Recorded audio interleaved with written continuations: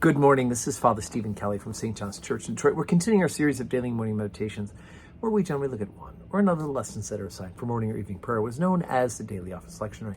And today for Wednesday, I wanted to take a look at the lesson that's assigned for St. Luke's Gospel. This is very important because this is what we call Maundy Thursday or Holy Thursday, the readings that occur when Jesus Christ is celebrating the Passover with his disciples. Chapter 22, beginning at verse 14. And when the hour was come, he sat down, and the 12 apostles with him. And he said unto them, With desire have I desired to eat this Passover with you before I suffer. For I say unto you, I will not any more eat thereof until it be fulfilled in the kingdom of God.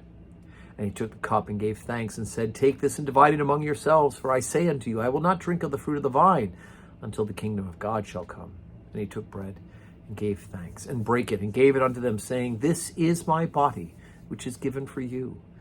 Do this in remembrance of me. Likewise also the cup after supper, saying, The cup is the New Testament in my blood, which is shed for you. And behold, the hand of him that betrayeth me is with me on the table. And truly the Son of Man goeth as it was determined, but woe unto that man by whom he is betrayed. And they began to inquire among themselves which of them it should be that should do this thing. And there was also a strife among them, which of them should be accounted the greatest. And he said unto them, The kings of the Gentiles exercise lordship over them, and they that exercise authority upon them are called benefactors. But ye shall not be so. But he that is greatest among you, let him be as the younger, and he that is chief as he that doth serve. For whether is greater, he that sitteth at meat, or he that serveth? Is it not he that sitteth at meat? But I am among you as he that serveth. Ye are they which have continued with me in my temptations.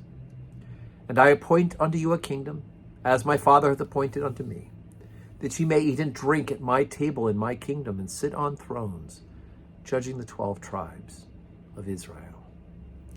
Now here's Jesus, of course, and he's doing it at the Last Supper. He's taking what is a point of vital identity for the people of the original covenant, which is that Passover meal. Remember the night before the angel of death destroyed all the firstborn of the Egyptians. They had this Passover meal. They slaughtered a lamb. They cooked the lamb. They roasted it. They didn't wait to prepare fancier ways. It's the quickest way to cook it. They took the blood from the lamb and they put it on the lintel of the doorposts of the house, right? So that the angel of death would know that there was a member of the original covenant in that house, and the angel of death would pass over their house. And of course he told them God told through Moses to make unleavened bread, don't wait for it to rise, to eat with your loins girded, with a staff in your hand, ready to go, because there'll be a small window where Pharaoh's heart will be changed and you can get and go. And so this important meal is recreated every year in remembrance of what God did in freeing the people of Israel from slavery. Jesus takes that same meal and now takes it with the new covenant up a notch. It's more than just a remembrance meal, but the bread becomes body and the cup becomes his blood, right? It becomes his way of feeding us in physical presence, as St. John in his gospel reminds us, unless we eat his flesh and we drink his blood, we have no life in you. And here is how he has provided that for us with this Last Supper. So vitally important that we receive the sacraments, right?